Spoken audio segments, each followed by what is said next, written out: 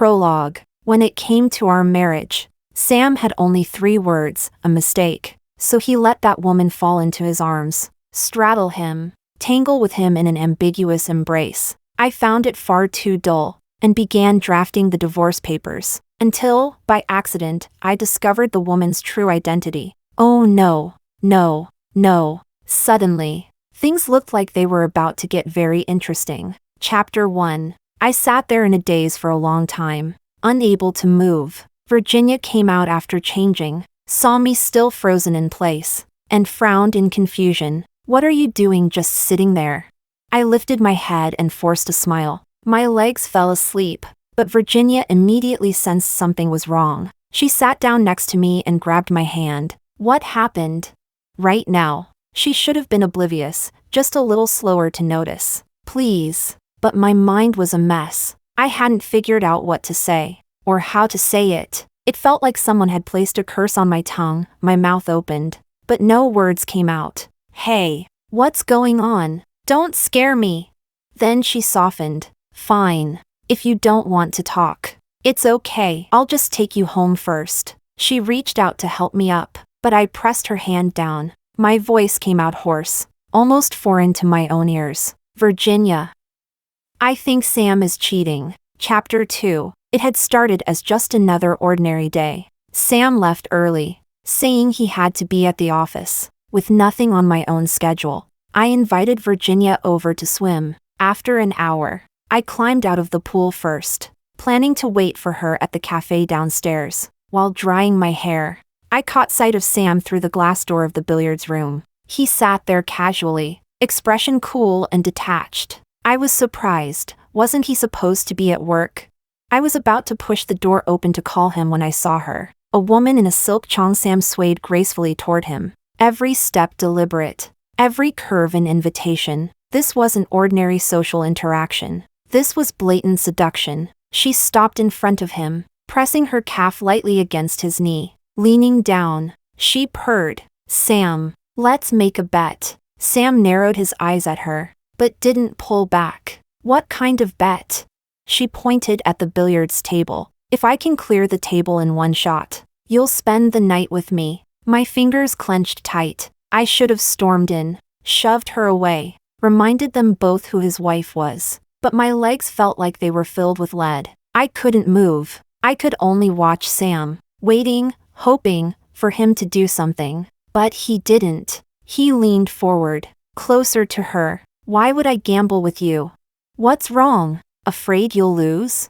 Sam gave a cold laugh. I have a wife. Oh, she teased. Didn't think you were the type to be tied down. I thought you were like me, not content with just one. Her voice was soft, coaxing, curling around the air like smoke. Their eyes locked. In that crackling silence, Sam suddenly stood.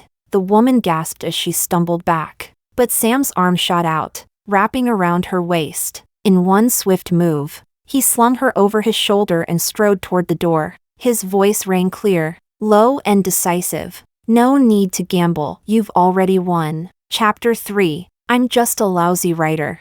I've written a few viral hits, sold a few copyrights, and I've got a small name in the circle. I've written plenty of classic scenes. That ambiguous tug-of-war between Sam and that woman? If I were the one writing it, I could have dragged it out for at least 800 words. Enough to make readers scream, God, I ship this. A woman seduces openly. A man takes the bait. Yep. That's your typical double-dominant setup. Only problem? The man's already married, and the woman's moral compass is clearly broken. When you think of it that way, isn't it just disgusting? Virginia's face darkened, fury written all over her. That bastard. I'm going to find him. Don't. I caught her arm again. She glared at me. Don't tell me you plan to just swallow this. I rubbed my face. The initial numbness, the shock, had faded. As I retold it all to Virginia, I gradually regained my clarity. Virginia, tell me, if you saw your own husband cheating with your own eyes, how should you react?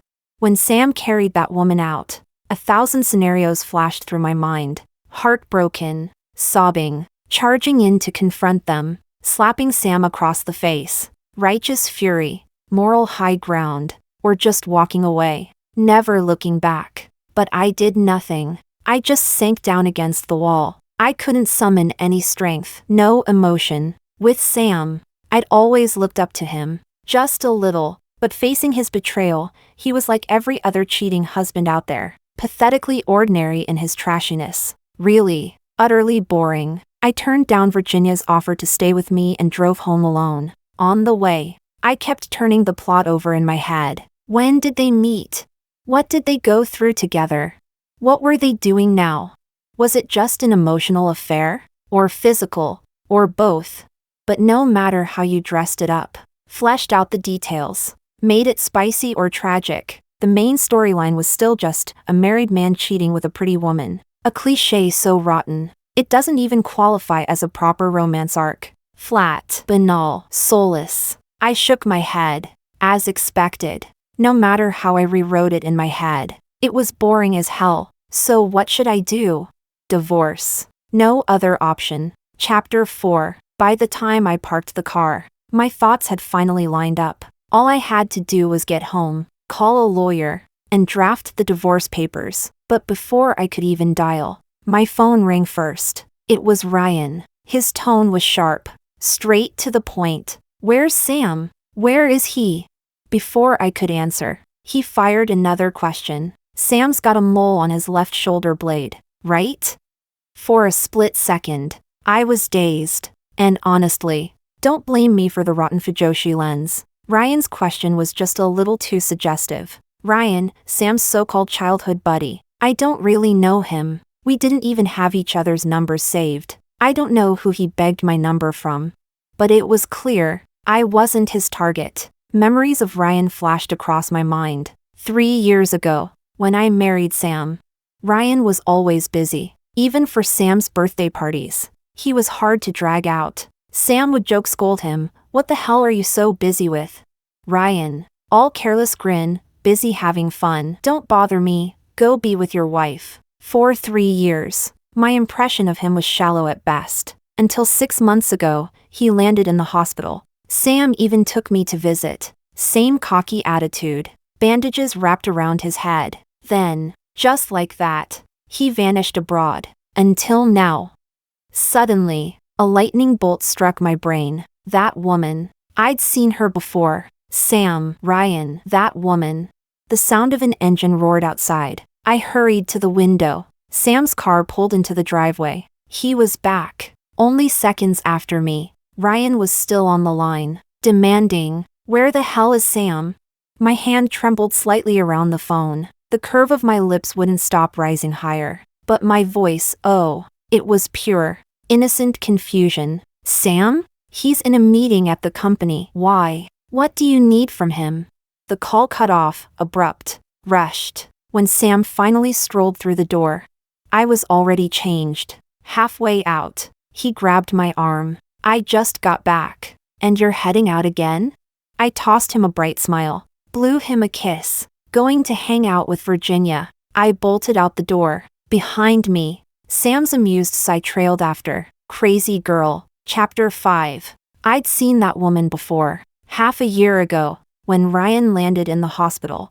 Sam took me to visit him. In the VIP ward's hallway, a few bodyguards were blocking a woman. Her hair was loose, her expression haggard but stubborn. She said nothing, lips pressed tight, stubbornly trying to push past them. The guards seemed at a loss, but they held her back firmly. Sam and I stopped. Back then, I was just curious. I didn't bother to watch Sam's reaction until, in the struggle, her thin blouse slipped off her shoulder. Sam's grip on my hand tightened suddenly. His expression turned dark, almost cruel. Thin lips parted, and he spat out 3 cold words. Restless woman. Unlike Ryan's arrogance and brashness, Sam was a smiling tiger. He could control every word that left his mouth, even if he thought you're all trash. He'd never say it out loud. That was the first time I'd ever heard him so openly contemptuous. And it was directed at a woman. "Do you know her?" I asked. His gaze never wavered, his expression cool. He pulled me along into the room. "No." "Are you sure it's the same woman?" Virginia pressed. I nodded, without a doubt. That woman is beautiful, memorably beautiful. When I saw her at the billiard hall, I already felt she was familiar. Her outfits were just too different those 2 times. That's all. So, Virginia looked bewildered. You're saying this woman is tied to Ryan? I clapped my hands. Exactly. No mistake. I still remembered the woman's reaction after Sam said those words. She froze. When I turned back, her face was shadowed. Her eyes locked onto Sam's back. That woman was absolutely here for Ryan. And Sam knew it. She'd called him restless. She was teasing him. And Sam willingly played along. Sam carried her out. Ryan came chasing after me. The mole on Sam's shoulder blade. Was it the woman who sent Ryan that photo? I could even imagine the scene. Oops. Sorry. Wrong person. Pretend you didn't see it. Sam. Shirtless. Sam. Aroused. Sam. Arriving home right behind me. He hadn't touched her. Held the line?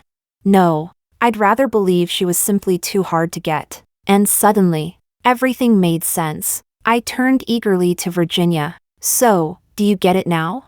Virginia looked constipated. What exactly are you excited about? In case you forgot, one of those 3 people is your husband. That doesn't matter. I cut her off. Don't you see how interesting this is? 2 men, 1 woman. It's the perfect stage for a show. And for that show, I'm willing to put my divorce plans on hold. Chapter 6. I got home around dusk. Surprisingly, Sam hadn't gone out. He was in loungewear, wearing those gold-rimmed glasses, tapping away at his laptop on the sofa. When he saw me, he waved me over. Finally willing to come home? I thought I'd be alone again tonight. That kind of half-teasing, half-resentful line? I never take it to heart. Just background noise. I sat cross-legged beside him. Sam arched a brow and pinched my cheek. What's with you today? So obedient? I rolled my eyes. Got a question. He looked up. What is it? Did Ryan come back to the country? The sudden mention made him freeze. Why are you asking about Ryan out of nowhere? Did something happen? I ignored the flicker in his expression, curled my lips into a casual smile, and pretended to sound indifferent. Not really. He just called me this afternoon. Asked where you were. I thought maybe he was back and wanted to drag you out. Sam made a soft sound, brows furrowing. I nudged him. So, did Ryan come back or not? Sam narrowed his eyes at me. Why are you so concerned about him? Aren't you afraid I'll get jealous? He even acted like he meant it. So, are you jealous then? He gave a short laugh. Stood up. Not jealous. I know you'd never look at him that way. I'm going to the balcony for a smoke. I lay on the sofa, watching his back as he walked away. Oh, right. I called out. How exactly did Ryan get hurt 6 months ago? Sam's steps faltered. He got beaten up. Who'd dare to beat him? It wasn't exactly that. Vague, slippery. But before I could push further, Sam slid the balcony door shut. Chapter 7. Virginia was fuming. I've already called you 3 times. Every time you said you were busy. So tell me, what the hell are you so busy with? I didn't bother to explain. I just sent her a location pin. Writing, why don't you come find me? Virginia was speechless. What? Following your husband to work? You're not seriously tailing him, are you? Wait, I'm coming over. Ah yes, nothing triggers human adrenaline faster than gossip. She arrived quickly, even with a mask pulled up, sneaking into the seat opposite me like some undercover agent. You really must be bored out of your mind. I thought you'd be crying your eyes out. But clearly I was overthinking. Well, find anything?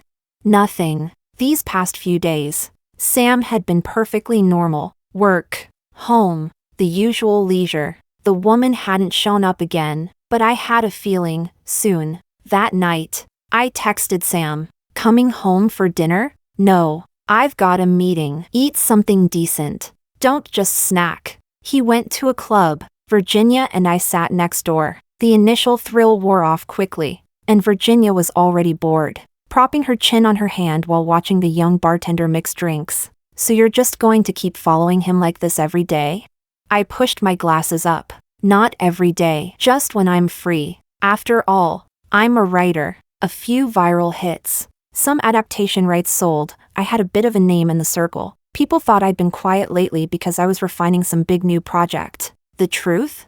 I'd opened a small alt account to secretly pay the bills. It wasn't that I couldn't write. It was that I couldn't afford to lose. So yes, I was busy. Following Sam around was just a side hobby. Tonight seemed like another dead end. I gathered my things, ready to drag drunk Virginia home, when Sam suddenly walked down the hallway. Not far behind, a group of youngsters surrounded a woman. She turned her head, tossing a coy smile, then tripped, falling backward. Of course, straight into Sam. I narrowed my eyes. He had space, plenty of space to sidestep. But he didn't. He stood there, eyes dark with some hidden current, letting her fall against his chest. He lifted his hand, steadying her waist. Hey, isn't that your husb, MMPH? I clamped my hand over Virginia's mouth. Too late. Sam's gaze snapped toward us. The next second, he pushed the woman away, expression flat, detached, brushing past her like it was nothing but an accident. He walked straight to me. What are you doing here?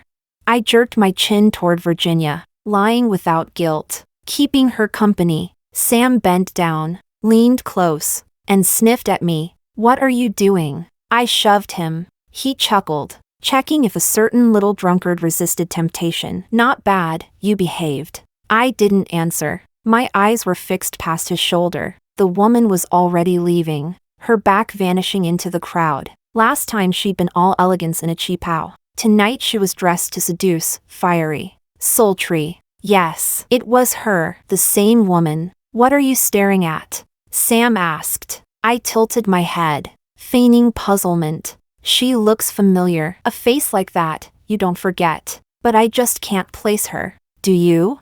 Sam straightened, cocking his head slightly. Pretty? She's average. My brow twitched, almost imperceptibly. Average? Then why had the fingers that touched her waist rubbed together, like tasting the memory? Like savoring the sin? Chapter 8. Sam said he had a second round, so he wouldn't drive me home. Be careful, he added. Call me when you get there. He watched me leave, but he didn't know I drove one circle around the block and parked right back in the lot. Less than a minute later, he had the woman pinned against the car door, her body pressed flat against the cold metal. Sam twisted her wrist, locked her arms behind her back, closing in inch by inch, his chest against her spine. The woman shivered, like she'd touched a hot flame, a low sound slipping from her lips. Sam's voice was already rough, strained. Alice, what the hell do you want? The woman laughed softly. What do I want? Sam, shouldn't I be asking you that? You've got me trapped like this. What is it you want? But Sam's anger was flaring. His grip tightened. Hurts, she whimpered. Good. Remember, it hurts. Yet even as he said it, his hand loosened. Alice, are you that desperate for a man? Those guys earlier, garbage like that, and you still put your mouth on them. Aren't you ashamed? Harsh words, but she only laughed louder. High and reckless. Shameless? Sam, aren't you the one who knows me best? You said it yourself, I'm restless. I can't let that title go to waste. So this is how you treat yourself? Throwing yourself away like this? Her hips pushed back into him. She turned her head slightly, voice dripping with heat and honey. So what if I do? Why are you so angry? You won't touch me. Am I not allowed to find someone else? Or is it, you're jealous?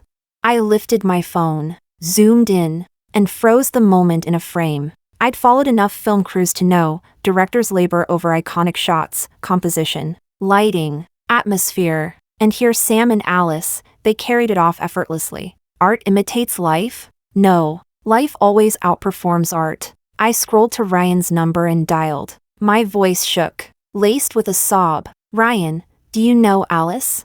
Who is she?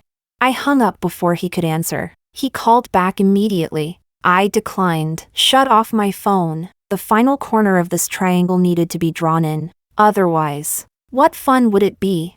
Chapter 9. That night, Sam never came home. Around 3 in the morning, I called his phone, powered off. By the time I was juicing vegetables in the kitchen the next morning, the door opened. Sam stepped in, same clothes as yesterday, tired face, cigarette stench clinging to him. He swapped shirts and left again almost immediately. From the window, I watched the car idling in the yard. Tinted glass blocked the view, but I could feel it, a pair of eyes staring back from the passenger seat. He lingered at the door only long enough to say, "I'll be busy these next few days. Might not come home at night. Take care of yourself. Don't wait up."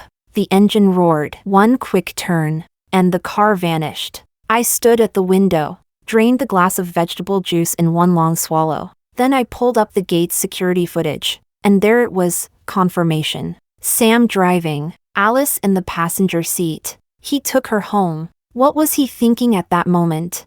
Fear? Anxiety? Anticipation? Whatever it was, I imagine it was thrilling. Sam always did love that rush. The pounding heart. The danger.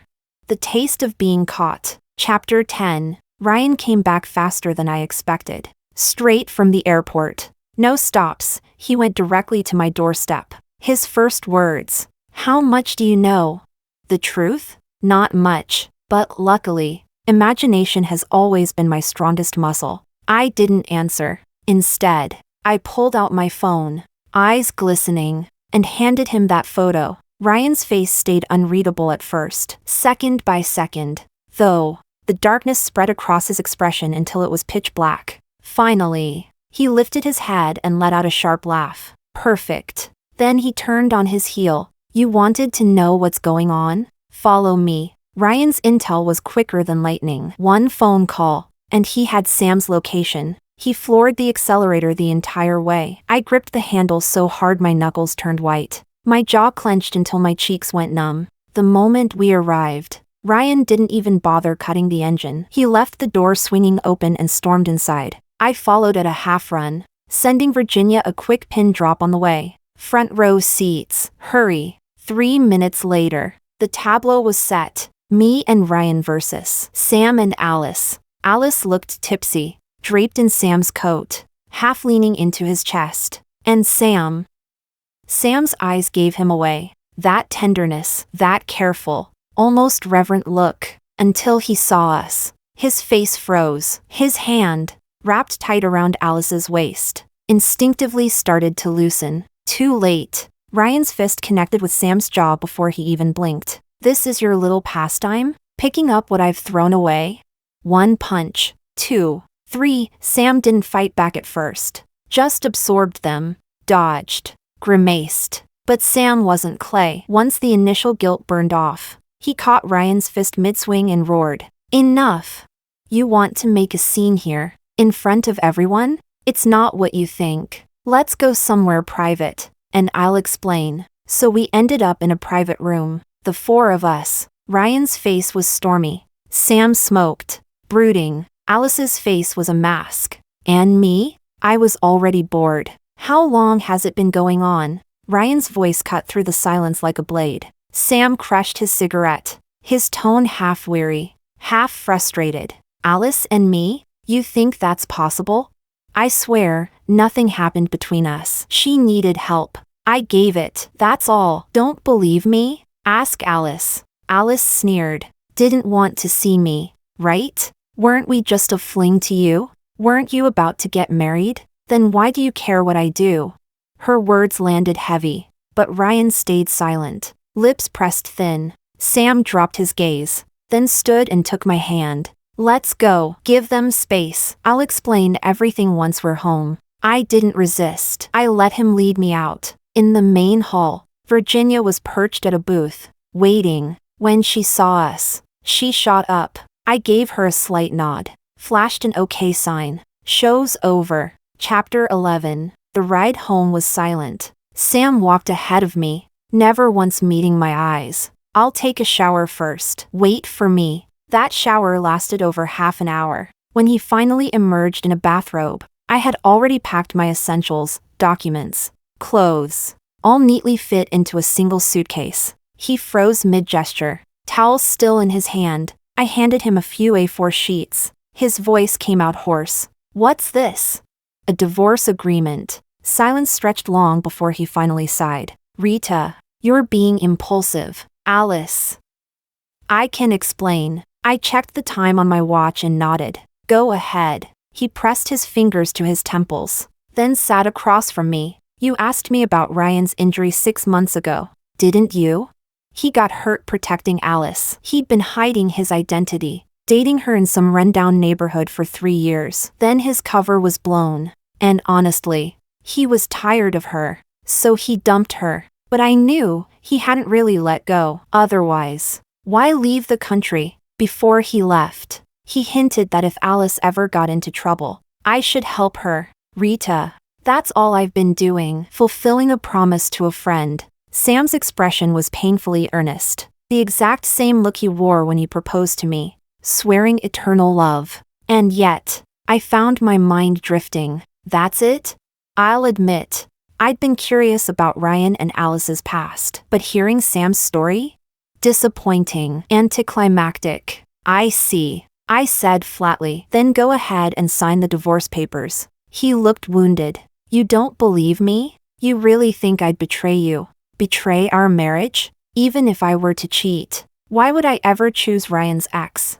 I opened my mouth, shut it again. Sam, you are smart. I'll give you that. But don't assume everyone else is stupid. That's when things get awkward. Like right now. My toes are already curling so hard from secondhand embarrassment I could dig out a 3-bedroom apartment. Spare me. Or let me put it another way. I have proof of you and Alice. I don't want to blow things up with Ryan, or watch you lose face in front of your friend. So just do me a favor and sign the papers. Chapter 12. I didn't get the spectacle I wanted tonight, but I did walk away with the divorce papers. That's not a total loss. At the bar, Virginia pressed me for details. I sighed. The emotional fireworks I expected never came. Started high, ended flat. Honestly, boring. Utterly boring. Sam and I agreed to meet at the Civil Affairs Bureau 3 days later. In the meantime, he moved into another apartment so I could clear my things from the villa. He just agreed? Virginia blinked.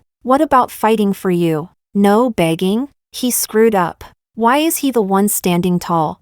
I ruffled her hair. Sweet, unmarried girl, still clinging to all those romantic illusions. Like believing guilt always leads to regret. Like thinking only after losing will someone wake up and repent. But reality? Everyone has options. No one is truly irreplaceable. To Sam, Alice wasn't worth risking his bond with Ryan, and I wasn't worth fighting for either. After the initial flash of guilt, he slid back into his gentlemanly mask. Believe me or not, Alice and I never crossed the line. Still, I owe you. If you ever need help, just ask. I smiled, nodded, accepted his courtesy. 3 days later, we signed the divorce application. The certificate would be ready a month later. And me? My life barely changed. Gym, writing, chasing inspiration, business as usual. A week later, Sam and I both ended up at the wrap party for Human User Manual. His eyes widened when he saw me. I'm one of the segment screenwriters. I told him lightly, just another workhorse making you money. His expression twisted. Why didn't you tell me?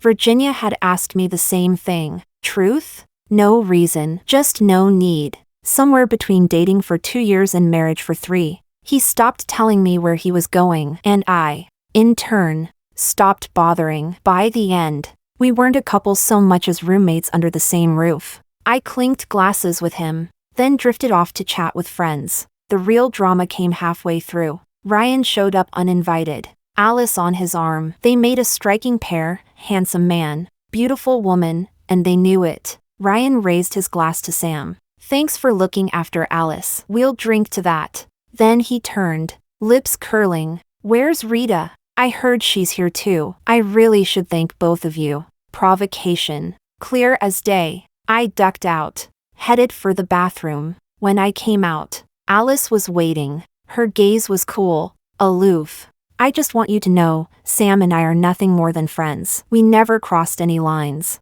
Oh, I brushed past her. She grabbed my arm. You don't believe me? Do you assume every woman near your husband must be sleeping with him?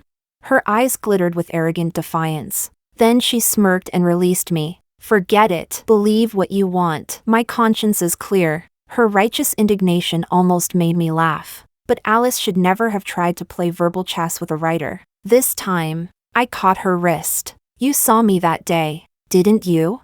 Her pupils flickered. Just a second, then calm again. I don't know what you're talking about. But she knew, that day. When Sam carried her out, there was a split second, she raised her eyes and met mine. Then she dropped her gaze too fast, too deliberately. She recognized me and chose silence. Sure, Alice, you can call your conscience clean, but why should anyone else believe you? I tilted my head. Tell me, does Ryan still touch you?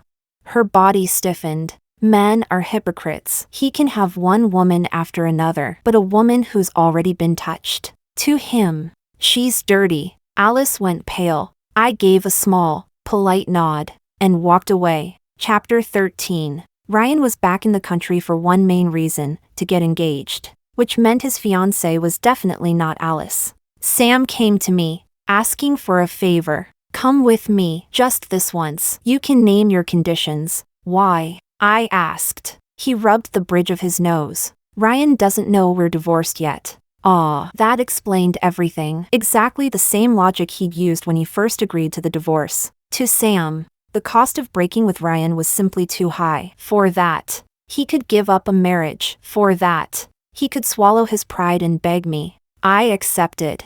Took his card, a matter of weighing pros and cons. After all, the divorce certificate hadn't been issued yet, keeping up appearances still mattered. But what I hadn't expected was the show that unfolded before me. Alice, dressed to the nines, stormed into the engagement party, right in front of everyone. She demanded Ryan acknowledge her. We've been together for 3 years. I'm the one he loves. I know you have your reasons, but I don't care. Ryan, let's go back to how we were. I don't care if you have money or not. I'll support you, please?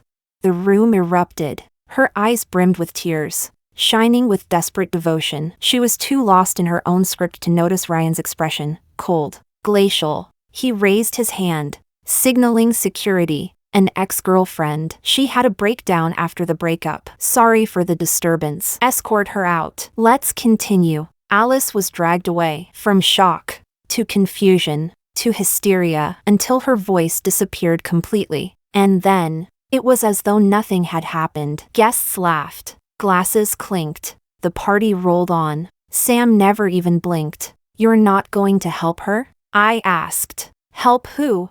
Alice. He paused, then gave a weary sigh. There's really nothing between us. Really? I arched a brow. Funny, because when she left, she never stopped looking at you, like a drowning woman searching for a lifeline. But Sam didn't even spare her a glance. Chapter 14. The divorce with Sam went smoothly. No fights, no yelling, just a peaceful process of picking up the divorce certificate. We even shook hands when we walked out of the Civil Affairs Bureau. As for Alice and Ryan's love-hate entanglement, I paid no attention. The next time I saw her was on a cruise ship. Virginia had dragged me along to broaden my horizons. Sam was there too. We just nodded at each other, considered it a greeting. Later, while I was leaning in a corner enjoying the sea breeze, Virginia came running over. Damn, Alice is here too. She just bumped into Sam with a glass of wine, all flustered, then started wiping his shirt. Honestly, I couldn't tell if she was cleaning up the spill or flirting,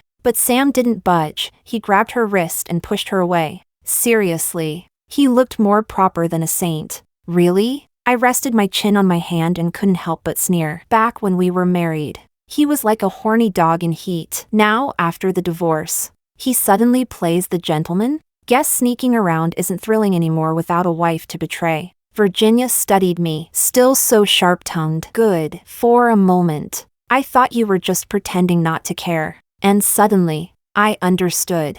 No wonder she kept dragging me everywhere, keeping me busy. She was afraid I'd hide and cry alone. Not care? Of course that's impossible. But it's true, I don't care that much anymore. All the emotions I had for Sam, I burned them out a year ago. Remember? You were the one who rushed back home and cursed me awake. We both fell silent for a while. Then I ran into Alice. Our eyes met. She looked embarrassed, quickly turning away, about to leave, but after a couple of steps, she turned back. She said. You shouldn't hate me. You and Sam never really had much love between you. If anything, I helped you see his true nature more clearly. You should be thanking me. Chapter 15. It was absurd. Alice spoke with conviction, her words heavy, her expression painfully earnest. She wasn't being ironic. She wasn't lying. She truly believed what she was saying. I couldn't help myself. I tilted my head, curious. And what gives you the right to say Sam and I never had much of a relationship? Her lips curved in a mocking arc. I told you. I'm not the kind of woman you think I am. Before I chose Sam, before I used him to get back at Ryan, I did my homework. Her voice was calm, her gaze steady. I know you used to be his employee, 3 months in his company, and suddenly you were in a relationship. Suddenly you quit, so short a time. And you chose him. He chose you. How much love could there really be? You traded beauty for money, simple as that. Her judgment silenced me for half a minute. And then, against my better judgment, I found myself wanting to sit her down for a proper conversation. Because, disturbingly, some of her thoughts almost mirrored mine. You know I'm a writer, right? I asked. Oh, you don't? You probably assumed I was just some unemployed ornament, living off Sam. Her expression didn't change. Well then, you probably also don't know that my royalties are over 10 million. But that's not the point. What I do want to say is, when I first realized you and Ryan had a history, I was excited. Her brows twitched ever so slightly. Yes, excited. Because here we had a setup. Ryan wounded in your defense, but dumping you cold, running abroad, refusing to see you, hidden motives, tragic love, the kind of plot that begs for a dramatic payoff. And a heroine like you, bold, beautiful, unyielding, you wouldn't just cry in secret. You'd storm the stage. You'd force Ryan out of hiding. So you chose Sam instead, seduced him, tangled with him, used him openly, shamelessly. I leaned forward, my smile sharp. It's classic stock fiction, isn't it? 2 men, 1 woman. Ryan, deep love, blind pride, only realizing too late what he lost. Sam, the man who knows you're using him but still submits, still lowers himself, because he can't resist you. Her eyes lit up. Just a fraction. She didn't answer, but her silence told me everything. That was how she imagined it. That was the script in her head. And ironically, it was the same script I had been waiting for too. I wanted the drama. I wanted the clash. I wanted Ryan to slam his claim on her, for Sam to bare his teeth, for both men to burn their bridges in the name of a woman. But reality? Reality was pathetic. Sam let go of Alice almost instantly. No fight, no fire, no tragic romance. Only excuses, only evasions, only the selfish, cowardly maneuvers of a man protecting his own skin. He wasn't special. He wasn't some fated male lead. He was just another ordinary man, ruled by his lower half. Pathetic, predictable, trash without even the creativity to be interesting. Chapter 16. What is a male lead supposed to be? Someone who knows exactly what he wants, and pursues it relentlessly, even if the whole world stands against him. Easy? It sounds easy, but how many men actually do it? That year, when I needed to change my mood, to seek some inspiration, Virginia dropped me off at Sam's company, my childhood neighbor. She warned me, Sam is a perfect dish, but also a bottomless pit. You can play with him, but don't get serious. I promised her, all for art. Don't worry. I'm firm in my resolve. I was a staunch anti-marriage type. Sam worshipped bachelorhood. He treated me like a machine to be used, squeezing, scolding, mocking, but my tolerance was high. Instead of breaking down, I'd hand tissues to whoever else he managed to scare to tears. He called me thoughtless, careless, but I overheard him telling others, that's the good part about her. Simple. He once brought me along on a business trip, and I got lost. While he was nearly frantic enough to call the police, I was calmly eating noodles on a street corner. He stared, took a deep breath, and said, my heart hurts. I asked, you have a heart condition? He said, stop stressing me, and it'll be fine. He asked why I took life experiences so seriously. I said, if you want to do something, do it well. If you don't get the details right, the story won't be convincing. He'd drive me home late at night. He'd drape a coat over me when I fell asleep. I asked, "Do you like me?" His sigh was helpless, his hand covering my eyes. "You just had to pop the bubble I've been holding in all this time?" The protagonists in my novels always loved each other deeply, through storms and trials, beyond all odds. The rest, the NPCs, were just flimsy paper cutouts. So when Alice declared that Sam and I had no real feelings, I understood. In her story, I was nothing more than an NPC. If I were writing this story, I told her, Ryan would be the cold aristocrat, who only played with love until he found himself bleeding for it. He'd try to escape, but ultimately surrender, breaking all barriers to claim you. And Sam, the man scarred by a mercenary marriage, would shut every woman out, but let you in. Even knowing you used him, he'd protect you, love you, break with Ryan and the world itself, just to have you. As I spoke, Alice's breath grew heavier. I exhaled slowly. A male lead earns the title only if he can live up to that standard. Otherwise, he's just another ordinary man. And you, Alice, what makes you a heroine? Simply because of the men around you? Once, I too believed Sam and I were a fairy tale, that our love was unique, that it justified everything. I who swore off marriage wanted to marry him. He, who despised marriage, knelt and proposed. He said, "I just want to be with you, for richer or poorer, in sickness and in health." And later he smoked with his friends, shook his head, and said, "Impulsive mistake." Later he came home late, again and again. He could drink, golf, hang out with buddies, but never share a dinner with me. Even on my birthday, he was distant, distracted. "Are you even listening to me?" I once snapped. He said, "Stop making a scene. I'm here, aren't I? What more do you want?" I screamed. I cried. I even miscarried. He just stared coldly, like I was a stranger, and asked, "Are you sick in the head?" That was my collapse. I smoked, drank, swallowed pills. Virginia flew back from abroad, furious, and slapped me. "Did you forget? You only got with him in the first place to study a character." That was a year ago, when I finally started to detach. No one stays sober in love. We drown. We lose ourselves. Convinced our love is special, incomparable, we refuse to accept failure. Convinced the pain is only the bridge to something greater. But the truth? There aren't that many male leads in this world. No unwavering loyalty. No grand awakenings. No repentant redemption arcs. Alice and I, we were just side characters in Sam and Ryan's stories. They'll move on. They'll live. They won't even face consequences. So what about us?